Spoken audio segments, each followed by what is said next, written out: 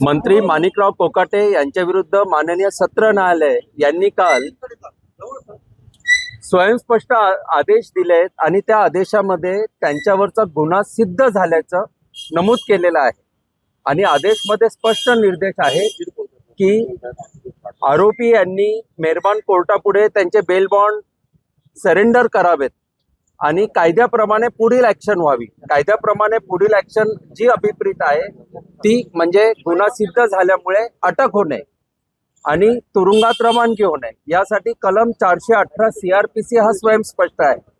परंतु काल सत्र न्यायालयात आरोपी म्हणून श्री कोकाटे यांनी हजर राहणं अपेक्षित असताना आणि कायदेशीर बंधनकारक असताना त्यांनी अटक टाळण्यासाठी ते कोर्टापुढे जाणून बुजून हजर राहिलेले नाही। ही जी कायदेशीर पळवाट त्यांनी शोधून काढली, ती पळवाट बंद करण्यासाठी आज आम्ही रीतसर मेहरबान ट्रायल कोर्टापुढे कलम 418 CRPC अंतर्गत अर्ज दाखल केलेला आहे आणि मेहरबान कोर्टाने त्या अर्जाची त्वरित दखल घेऊन या कलमनुसार कारवाई करण्याची गरजच का पडली।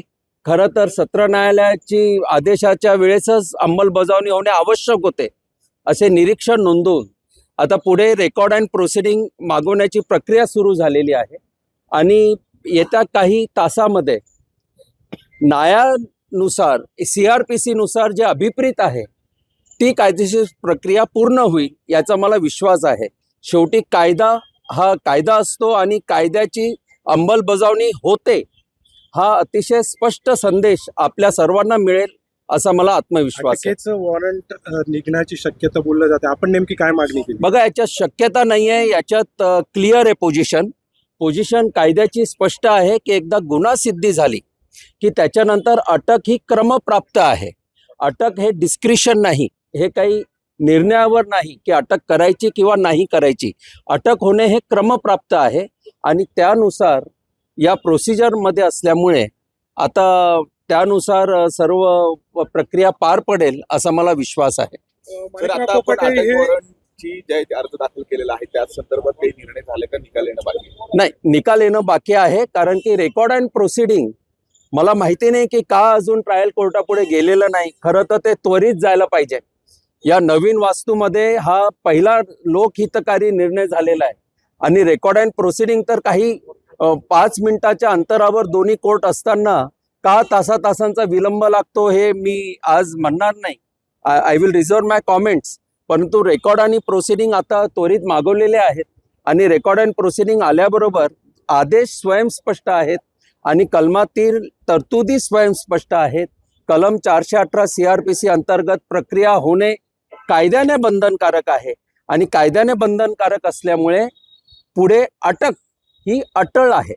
याच्यामध्ये ती उच्च न्यायालयामध्ये दाव घेण्याची शक्यता त्यांना? बघा, माननीय उच्च न्यायालयात जाण्याचा अधिकार प्रत्येकाला आहे, परंतु माननीय उच्च न्यायालयात जाताना कायद्याची जी काही बाजू ठेवावी लागेल ते ठेवताना महत्त्वाचा मुद्दा हा आहे की सत्र न्यायालयाने शिक्षा ठोठावताना आरोपीने तिथे हजर राहणं जे आवश्यक होतं तर आरोपी जाणून बुजून तिथे हजर राहिलेले नाही, त्यांनी अटक टाळलेली आहे।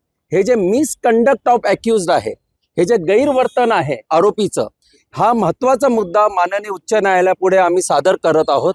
माननीय उच्च न्यायालयापुढे ऑलरेडी आमची बाजू ठेवली गेलेली आहे आणि जेव्हा आरोपीचं मिसकंडक्ट असतं तेव्हा माननीय उच्च न्यायालय कोणताही रिलीफ देण्यासाठी हे खूप रिलक्टंट असतात। हे सेटल्ड प्रिन्सिपल ऑफ लॉ आहेत। माननीय सर्वोच्च न्यायालयाने याबद्दल प्रस्थापित कायदा आहे, कारण की मेहरबान न्यायालयाकडनं जर काही आपल्याला रिलीफ हवा असेल तर you should approach court with clean hands. इथे आरोपी is running away from the lawful provision, त्यामुळे प्रकरण अतिशय गंभीर आहे आणि आपल्या सर्वांच्या वतीने मी माननीय मुख्यमंत्री महोदयांना याबद्दल आवाहन करतो। त्यांच्याकडे लॉ अँड ज्युडिशरी विभाग आहे तर त्यांनी स्वतः दखल घेऊन आरोपींचा राजीनामा घेणं आवश्यक आहे, कारण की गुन्हा सिद्धी झालेल्या व्यक्ती हा संविधानिक पदावर असणं हा एक अतिशय चुकीचा संदेश समाजात जात आहे।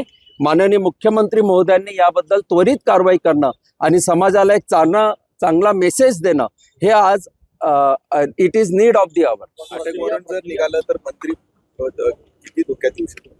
नाही, अटक वॉरंट निघो किंवा न निघो, म्हणजे अटक वॉरंट तर निघणारच आहे, परंतु नैतिकतेच्या कसोटीवर खरं तर पदाचा राजीनामा त्यांनी 1 वर्षापूर्वीच द्यायला पाहिजे होता, परंतु नैतिकतेची अपेक्षा करायची तरी कोणाकडे. तर आता याच्यात असं आहे की आता शिक्षा गुन्हा सिद्ध झाल्यामुळे आमदारकी तर जाण्यासाठी काही तासांचाच अवधी बाकी आहे, कारण की प्रमाणित प्रत ही विधानसभा अध्यक्ष यांच्याकडे पोहोचल्याबरोबर कायद्याची प्रक्रिया होणं अभिप्रेत आहे. पण अनिवार्य सगळी प्रक्रिया असताना सुद्धा आपल्याला कोर्टात धाव घ्यावी लागते, याचा अर्थ दबाव यंत्रणेवर आहे असं आपलं म्हणणं आहे. आता मी असं म्हणणं बरोबर नाही, परंतु ज्या काही गोष्टी घडतायत त्यातनं मी निश्चितच असं म्हणेल की न्यायासाठी लढावं लागतं, हा निश्चितच चांगला संदेश नाही. न्याय प्रक्रिया ही सहज पाहिजे, सोपी पाहिजे आणि न्यायासाठी झगडावं लागू नये, कारण की सेटल्ड प्रिन्सिपल असं आहे की justice should be not only done but it should be seen to be done.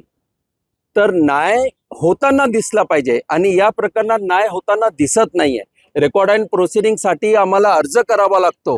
He G harassment आहे ही बरोबर नाही, परंतु आता मेहरबान न्यायालयाचा मी आदर राखतो आणि लवकरच याबद्दल कायद्याची प्रक्रिया राखली जाईल असा विश्वास व्यक्त करतो. त्यामध्ये मुद्दा clear करा की तुम्ही म्हणालात की राज्यपालांकडे किंवा त्याबाबतची जी पुढची प्रक्रिया असते ती प्रक्रिया नेमकी कशी असते, किती वेळेमध्ये ती होणं अपेक्षित असतं, त्याची काही बघा, माहिती आता याच्यात कॉन्स्टिट्युशनल लॉचे सर्व प्रकरण इन्व्हॉल्व्ह झाले आहेत.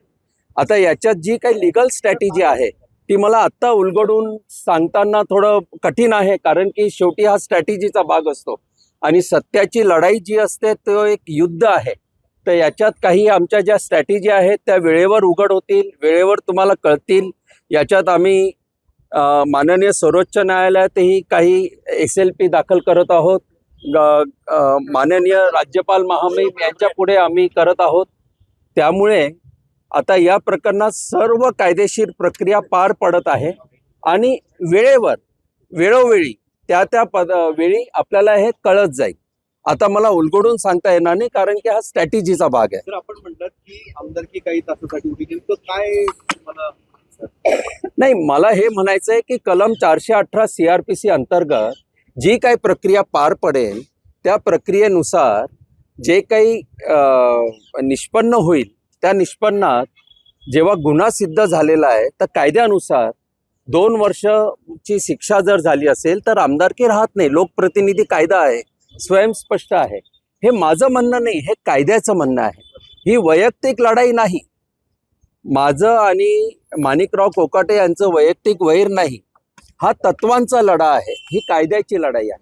त्यांचे वकील म्हणतात की नाशिकच्या कोर्टामध्ये येण्याची आवश्यकता फारशी नाहीये, कारण आम्ही उच्च न्यायालयामध्ये याबाबत दाद मागतो. बघा, कायदा असं म्हणतो की जेव्हा आरोपीचं जजमेंट दिलं जातं तेव्हा आरोपीचं कोर्टापुढे असणं आवश्यक असतं, परंतु निकाल काय लागेल याची जाणीव असल्यामुळे अटक टाळण्यासाठी ते कोर्टापुढे जाणून बुजून हजर राहिलेले नाही असं प्रथमदर्शनी दिसतंय.